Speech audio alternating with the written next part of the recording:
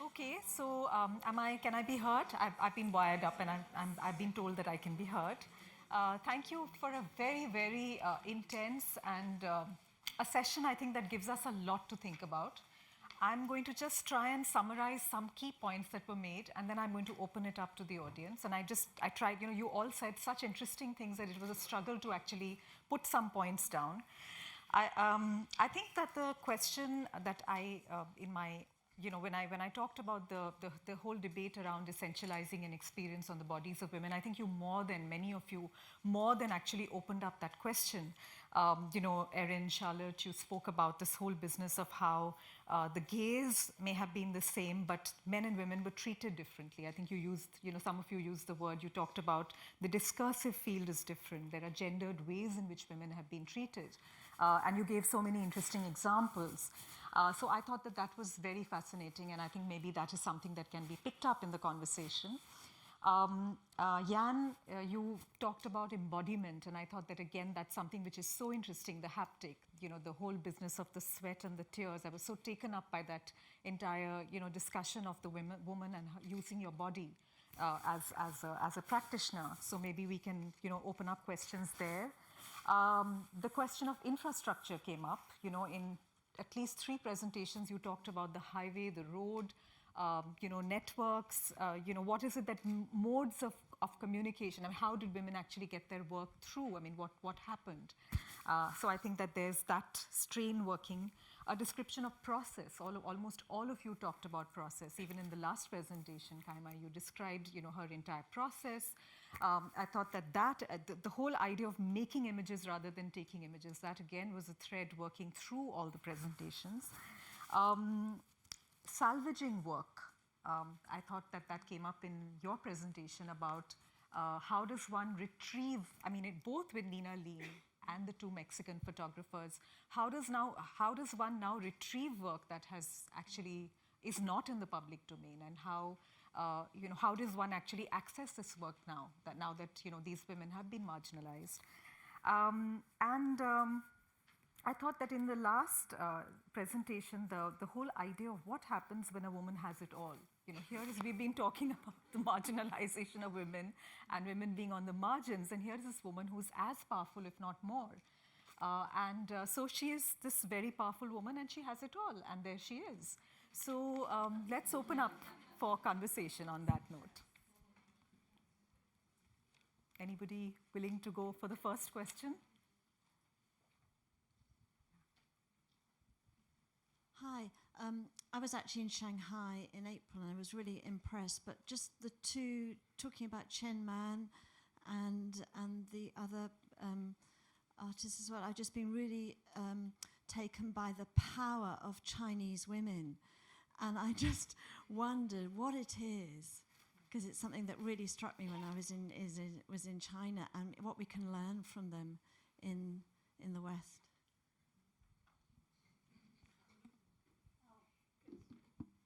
I'll go first because I've been thinking about it as well.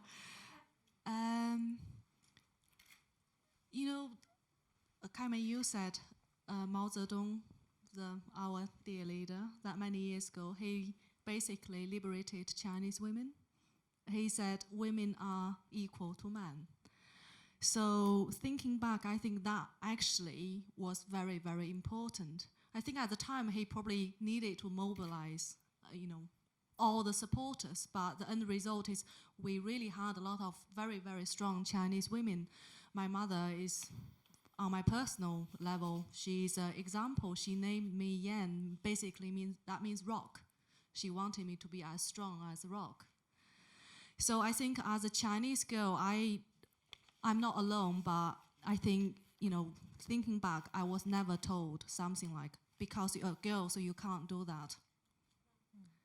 And I think the one-child policy really added this because, they don't have a choice. Now you have a girl, that's all you've got. So, they put as much emphasis as, what they would invest into a boy. But I just want to share something I learned this summer with you because, for example, one-child policy has been criticized quite a lot, like here. I was born just before that. I was the second one in my family. Just, So a friend of mine, another very strong Chinese woman in the summer, she said to me, I'm really worried about the fact that now we are opening up. We can have more than one children because for 40 years, we have produced several generations of very strong women. They are raised equally, and also they are not tied down by the weight of family responsibility because they will only produce just one child. And it's much easier for these women. Now, even among my friends, there are a lot more and more women who are having more children. They are stepping back from their professional career to housewives. So we might lose that, this one-child policy, it has different sides. I think for women, it could be, a liberation. Actually, I also said in my talk that since 2010, China's gender gap in the World Index has been falling off from a 64 position to now it's 110 or something. And more Chinese women are returning back to family. This is very much linked with economic growth because we have to go back to the origin of the Chinese culture because the Confucius ideas, even we have communism for 70 years, however, Confucianism is over 2,000 years. So these ideas of man is more important than woman in the family. Man is the roots, the one to continue the family honor, and woman's position is in the kitchen. This is a very deep-rooted ideas. These generations of revolution and with this enlightened movement and with cultural intellectual women, as long as there is a goal to struggle, I think that will not be visible. However, when the economy grows good, the man in the family would easily tell the woman, maybe now it's time to find your position in the kitchen. And it's easily being accepted. So the tendency is actually quite worrying is so many highly educated, Chinese young women, born one child generation, choose to go back home and take care of kid because the family has good enough money and they don't need to, the woman don't need to work. Like the Japanese family, social society has this kind of tendency. So I think why there are strong Chinese women is really very much about Chinese woman has in history always been oppressed. And when there's oppressed, there's a power and wish to rebel. But then when there's not oppressed, because right now the economy is good and it's just it's nothing to struggle for. When I talked in my speak about Mao Zedong trying to create this kind of gender equality, he's not giving really a woman's gender equality. What he actually means is to eliminate gender differences. Because what he meant, man and woman are the same, is basically meaning woman can drive tractor, woman can go and dig a well, but it's not to recognize woman's position in the society. It's different from man. So actually, I think for many Chinese, for example, feminist study in China, it's a slow and backward study. Chinese female artists, few of them want to be tagged with their woman photographer or woman artist, and especially they don't even want to use the word feminism.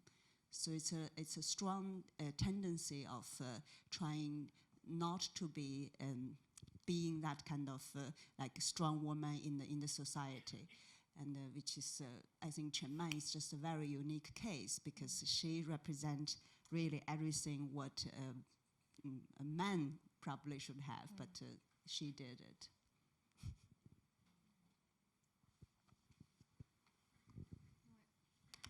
I agree with everything, yeah.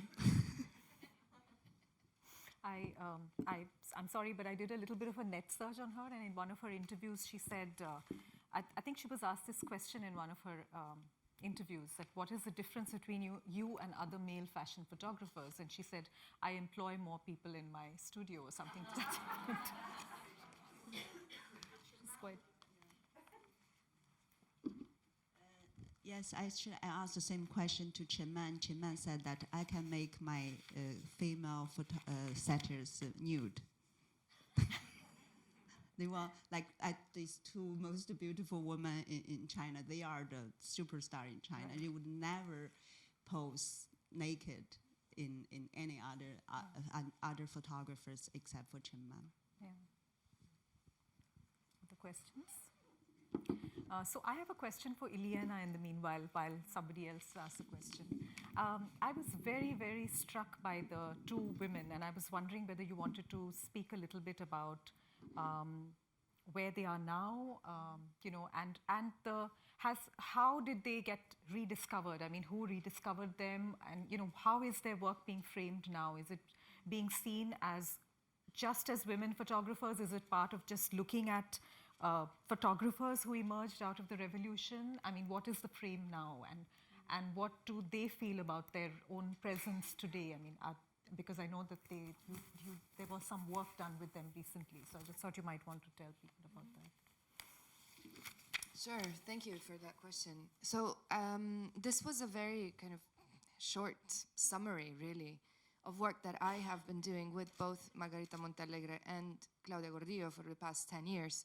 And I'm actually working on a book, so there is a larger context for the work I presented today.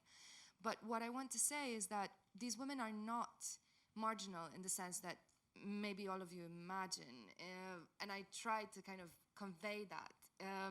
The fact that we, whoever that we is, here, wherever that here is, are not familiar with their work is really a fault of our lack of research, and especially how Central American art, Central American photography, let's just say Central American cultural production has been generally couched under Latin American. And obviously, even if I say Nicaragua, for most people, the reference will lack. Whereas if I say Chile or if I say Mexico, it's a completely different story, right?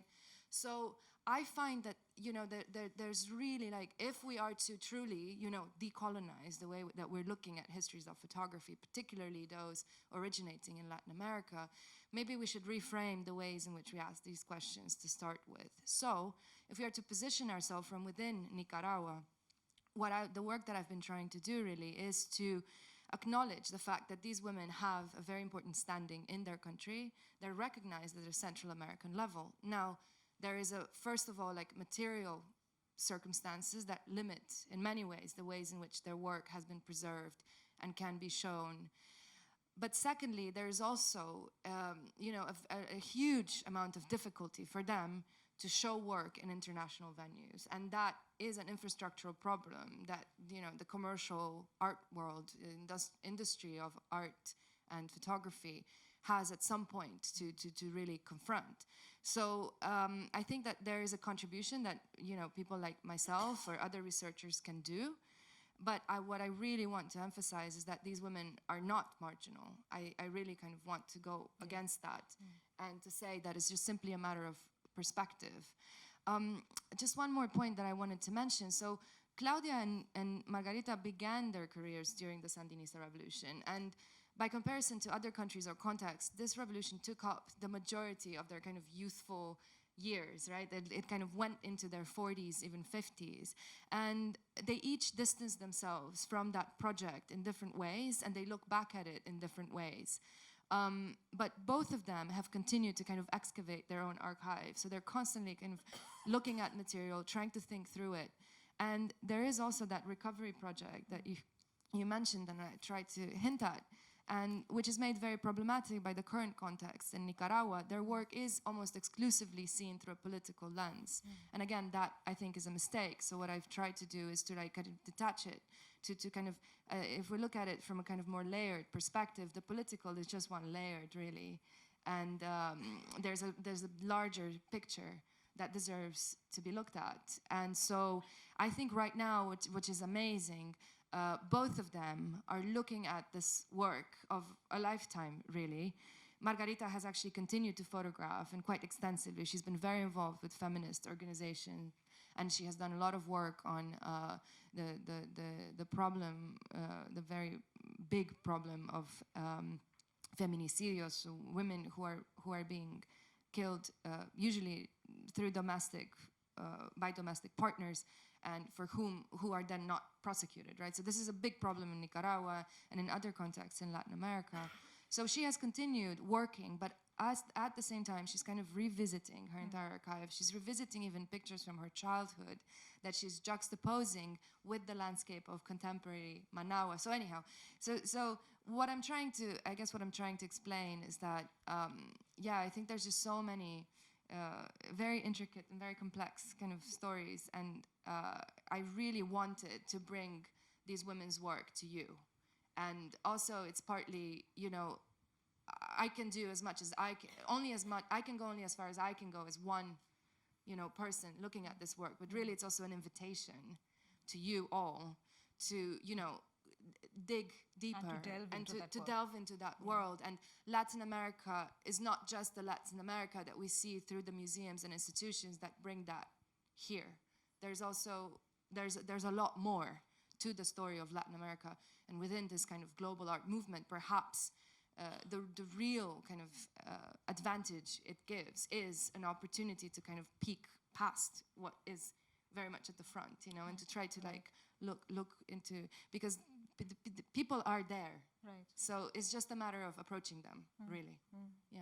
I hope that. Yeah. No, it more than answers. In fact, you had a brilliant response, because I think the situation that you talk about and the reference you make to a certain kind of history of photography, which has been located in a particular part of the world and hasn't actually looked at other parts of the world. I think it's spot on. I mean, I think it's an extremely important point to be made.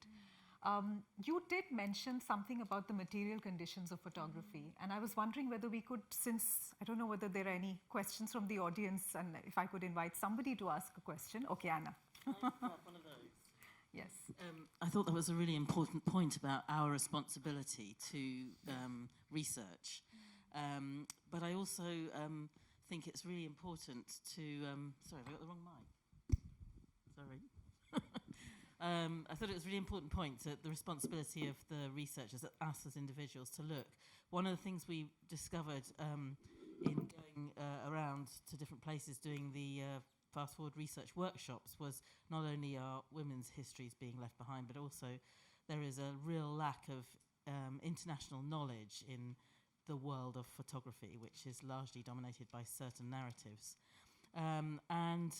I also think, as well as the responsibility of the individuals, we also have to campaign somehow to our research community, our researchers and our organisations and institutions, so that things like the road trip story, people researching and telling these stories and putting them on in museums and publications, are campaigned towards that they have to make some changes, because these people are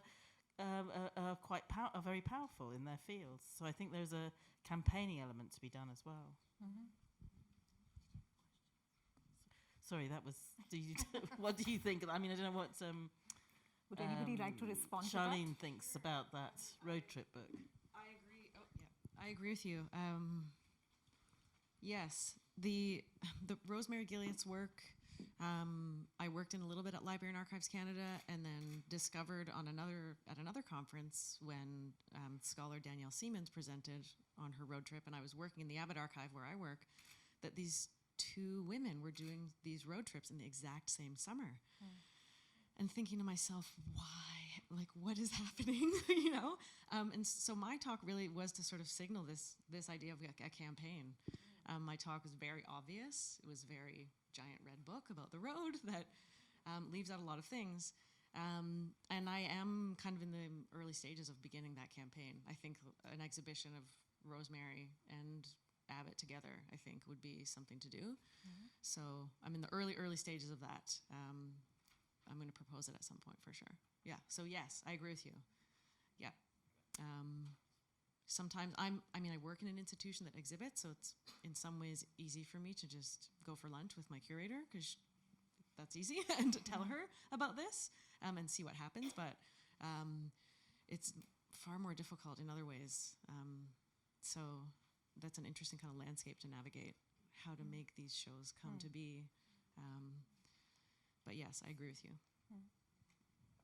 Would anybody else like to comment or respond? There's some questions in the audience. Yes.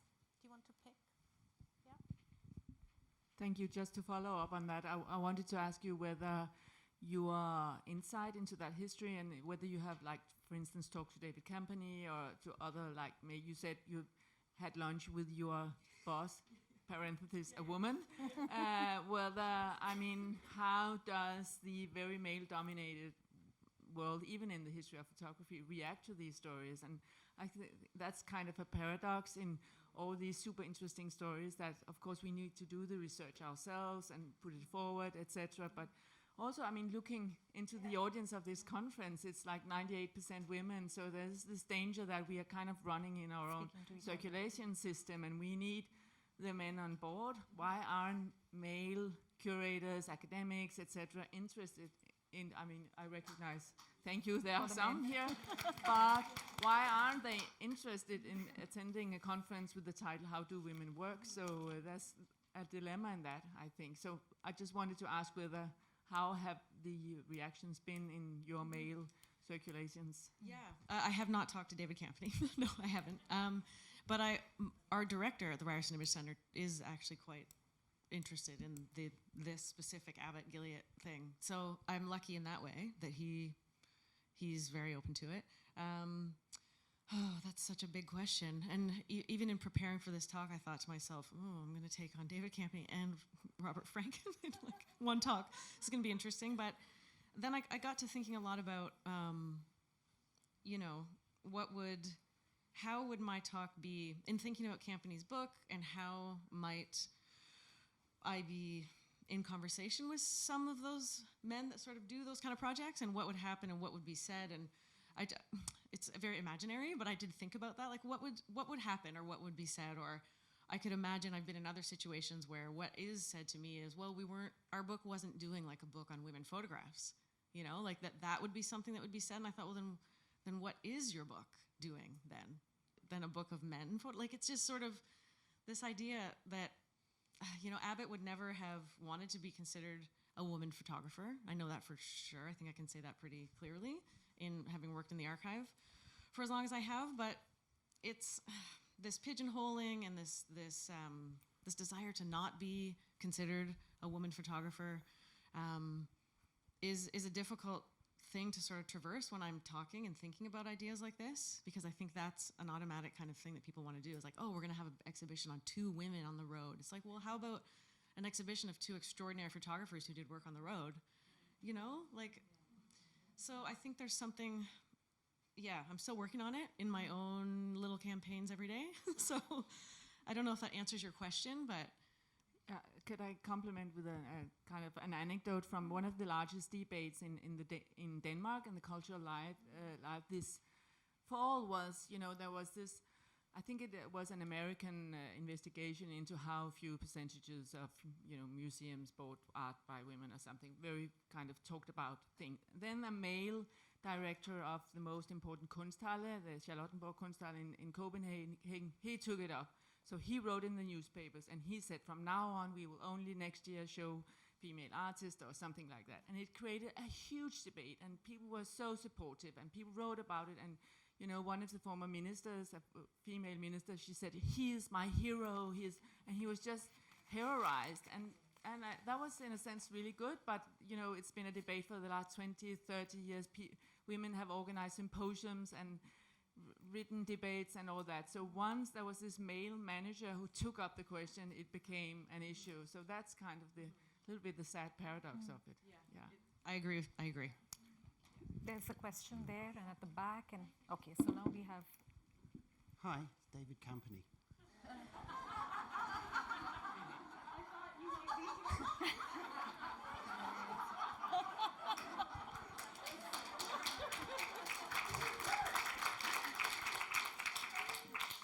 Nice to meet you. Just a quick word about the Bernese Abbot.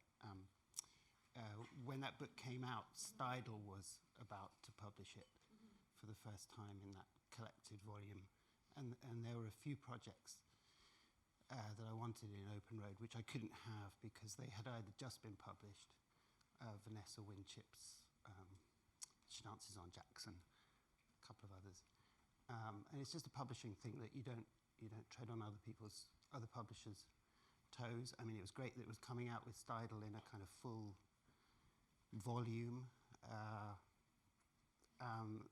and I had lots of battles with Aperture about that. And I changed the format of the book so that the essay at the beginning included lots of a kind of pre-history in which quite a lot of women were involved. So I'd love to have had it, and I've got a plan to do a show about that work. But that's just a practical thing between Aperture and Steidl that happened over the Bernese Abbot. Thanks. I'm so glad you're here, because I was sort of like thinking to myself, it's the biggest, reddest, largest book about the road trip that was just a very perfect example to use, and I hope I didn't offend you, sincerely. No, not at all. It is the biggest, reddest, and that's it's great. It's designed by the best. Yeah, of graphic course. Designer Sonia Diakova. Mm-hmm. She might be here. She likes photography. And I mean, my encounter at the previous conference I talked about, where Gilead's work was talked about, and then I was working in the Abbott archive, and this idea was coming to me before I really even picked up your book too, which is sort of interesting. But it allowed, in a way, for me to sort of just open up a bigger conversation, which I appreciated too. So. Do you know why absolutely none of that seemed to have been published until Route 1? Yeah. I don't know. Like there is a book mock-up, the beginning of one, that Steidl does publish in those books. There's not very much in the mock-up. What you see in the Steidl publications is really what there is. It seems to me that she kind of gave up on it. She talks a little bit about kind of going to publishers and having, the folks at the front desk of a publishing house just like not even recognize her name anymore. She sort of felt like, I think I'm just done with this project. And it was in the time when she was moving to Maine, and I think she just sort of got tired, to be honest. Bernice Abbott was really broke a lot. She really, in our collection, we have a lot of her weddings and baby photographs and this work that she was doing to just really nickel and dime a living. And I think she just got tired, to be honest. So I guess the work is to be done, I suppose. Yeah. It's not her best work, but it's interesting sort of because of that. Yeah, it is. It is really interesting because Abbott, for those of you that know, the Changing New York project was really done on large format a lot. And Damon Gadd really tried to get her to use 35 millimeter, which she was never going to do. And so she used medium format, that was a downsizing enough for Abbott to go to the square format. It is not what her craft was really, that smaller format, but it's interesting stuff to see for sure, yeah. Yeah, it's really different, definitely. I think we have a question at the back there first, and then we come here. Do we have a question there? Because I have a mic. Okay. This is a question primarily for Erin, but also for Charlene. I'm interested in how you work as practitioners, because we've talked a lot about essentializing over the past couple of days. I think we're all very aware of how incredibly problematic that is. But just to turn that on the flip side, I wondered if you could talk about it as a strategy as well, in terms of maybe funding opportunities, programming gaps. I've certainly been in meetings where it's like, we need to program something by women. Or I've looked for funding opportunities for things, and if I maybe augment my application slightly, I can get it through because it's by a woman. And I'm wondering if you might be able to speak about the way in which you've been able to work and navigate that. Erin, do you want to go first? Sure. Thank you for that question. It's something that I struggle with a lot, I think. And it's been mentioned here on the panel that, some photographers don't want to be considered a woman photographer. They want to be just a photographer. So when you are pigeonholing or whatnot yourself. I mean, the same thing comes up for me being queer. Like, I feel like I can easily add that to an application, and it's maybe to my advantage. And honestly, anytime I apply for something, it's a thought that enters my mind. But then it's like, do I want to be selected for funding or for a position based on my merit or based on my identity? And I just don't think there's a straightforward answer. Like, I think it just depends on, you know, what the application is for. And then in terms of working with the work of other women, like on this exhibition that I worked on about 6 women, I think that, like, part of me was struggling with that, and thinking about, you know, why are we just presenting the work of 6 women? But then to step back and say, you know, what sets them apart rather than what makes them all the same is something that's really important to do. In my role at the Ryerson Image Center, the sort of biggest intervention I can have is really working in the archive. So I don't do any of the writing for grants or any of that work. Mine is really the archive, like how the records are shaped. So in terms of things like controlled vocabulary in records or the intellectual and physical arrangement of how things are accessed, that's where I can sort of have a role. I don't, I work mostly in the research center, so I'm not in the exhibition team really. So I work with research fellows, and so my role essentially kind of changes where I can intervene, which is mostly at the point where curators access the collection. So I get there before the curator does, which is an interesting place to be. Can I just add that I really have problems with woman photographer. Just to prove your point, I just want to be a photographer. And so it's actually been really difficult for me to prepare for this conference. You know, where do I come in to somehow talk about my work within this context? You know, even just by photographing the Yangtze River, you know, just men and women, I use Tom Johnson. It's difficult to pigeonhole ourselves. And yet, what I found very interesting was, but the fact that your work is placed in a gendered context was interesting, and I found it really fascinating that you opened your talk with that point about the bloke and, you know, blokes. And I thought that was fabulous because that actually put that entire question in perspective. And it ran through all your presentations in a sense. So I thought that was really interesting. We have time for one last, we've got 4 minutes left if anybody wants to ask a last question. Yeah, please go ahead. We need a mic here.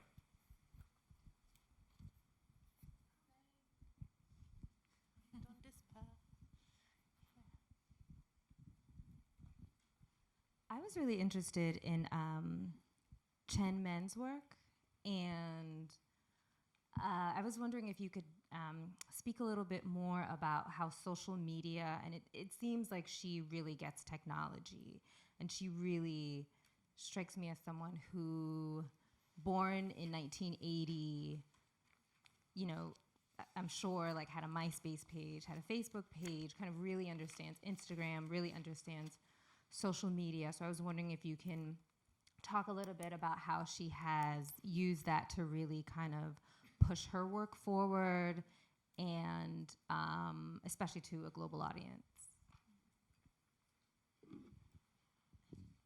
Yeah, certainly.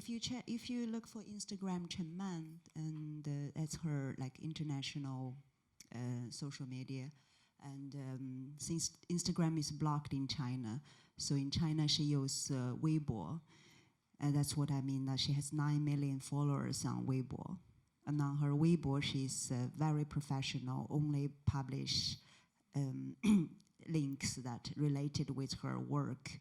So the fans would follow which star, which superstar she was with today, which setting she was, and which film, like everything she's updating, and fulfill the curiosity of the followers. And that, for example, in Chinese social media, it's a top list of the day. It's always like 10 top lists of the day. Usually it's filled with little like paparazzi stories about who married who divorced who, but every single time when Chen Man is making a publication in Weibo, she's for sure inside that top 10 list. Because especially in later years, she's taking a lot of photos of Chinese young entertainment industry's young stars. And that's something I didn't talk in my speech, because the entertainment industry in China today is taking up to 30% of GDP, which means that there are enormous needs for new, fresh faces. There's even like China and Korea, they have this kind of talent camps where they put their kids from 5-6 years old to make them become the future superstar. And Chen Man is supposed to be one of the test stones of this superstar, if they could make it, or if they would just lost in these millions of other stars. So if they would have a set of photo taken by Chen Man, and that's immediately on the social media, and that star would be like something for the future. And another thing I can also say, as we're talking about female artists, because her name, Chen Man, it's man, M-A-N in English. Actually, she told me when she got the assignment from Rihanna thought she was a woman, she was a man. So because she was like Chen Man, it's like a profile without telling the gender, and Rihanna was like, wow, I want this artist, I want this photo taken by this artist, and then because it's a Chen Man, so she thought it's a man. And also like her Chinese name is very neutral. Man has no like special kind of feminine tune. So in that case, she's also attracted a lot of like the international stars, like we're talking about how name play a role. So yeah, I think in this way the social media is definitely a very important role for her. And as Chinese netizens are very aggressive, any single small mistake if you make on your social media could lead to catastrophe result, and that has already many examples. So Chen Man she has no PR agency, she's her own PR, and she knows exactly how to maneuver her fans, and that's her talent, I think. Okay, with that, can we take another question? I think we may have to. Okay, so Sandra, she says absolutely no. We'll have to. We will have to carry on into lunch. And thank you very much for very stimulating conversations.